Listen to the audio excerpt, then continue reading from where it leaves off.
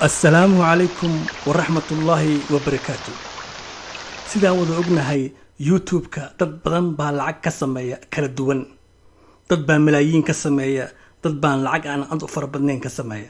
haddaba maanta waxaan tusaale usoo qaadan doonaa kaalinta afraad dadka ugu lacagta badan youtube iyo kaalinta koowaadba, iyo weliba soomaalida dadka youtube-ka lacagta faraha badan ka sameeya oo aan soo ogaanay. haddaba ninkan la yiraahdo Daniel Robert Middleton oo u dhashay dalka Ingiriiska waxa uu youtube-kiisa soo geliyaa video gameska. weli waxaa ka mid ah gameka loo yaqaano Minecraft, Roblox iyo weliba Pokemon. aniga waagaan yaraa Pokemon baan ciyaari jiray, waa game aad u macaan.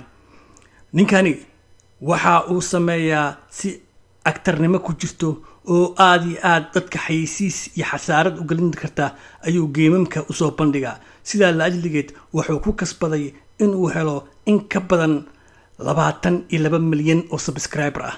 sanadkii aan soo dhaafnay 2019 waxa uu sameeyay in ka badan 19 milyan oo dollar.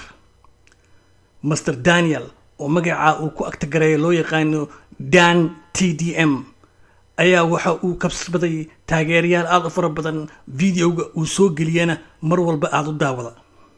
haddaba Daniel Robert Middleton oo u dhashay dalka Ingiriiska ayaa wuxuu noqday kaalinta afraad dadka lacagta faraha badan ka sameeya youtube-ka. haddaba jariirada dadka lacagta leh lagu soo qoro ama lagu daabaco oo loo yaqaano Forbes ayaa waxay sheegtay in uu yahay actor sanad walbaba sanadka ka dambeeya youtube nimadiisa ay sii kordhayso lacagta uu ka sameeyo.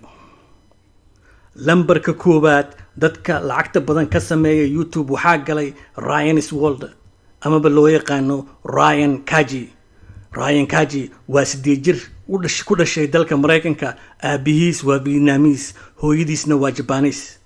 Ryan oo 8 jir ah waxa kaliya oo youtube-ka uu soo bandhigaa ay tahay in uu review ku sameeyo tooyada cusub ay soo baxa amaba alaabta ciyaalka ay ku ciyaaraan sanad walba markay soo baxaan ayuu falanqeeyaa.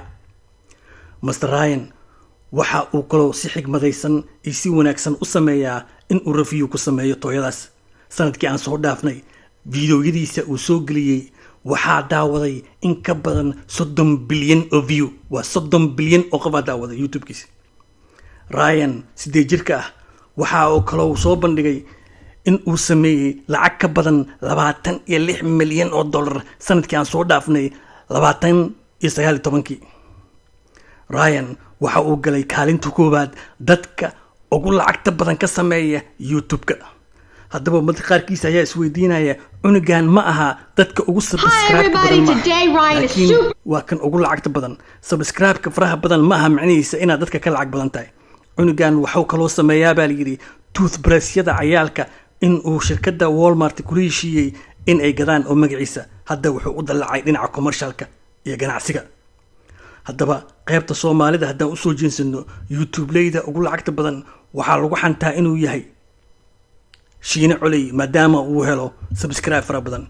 Shiine Culey badanaa waxa uu ka sheekeeyo annaga ma fahano, oo arrimo siyaasadeed, arrimo qoys, xuduud ma leh, wax walba ayuu iska falanqeeyaa. saas ay tahay waa dadka ugu roon oo 500 ka sameeya youtube sanad walba aan soo dhaafno. Shiine Culey ayaa galay kaalinta Soomaalida dadka ugu roon oo xaqal shaahiyada ka hela youtube-ka.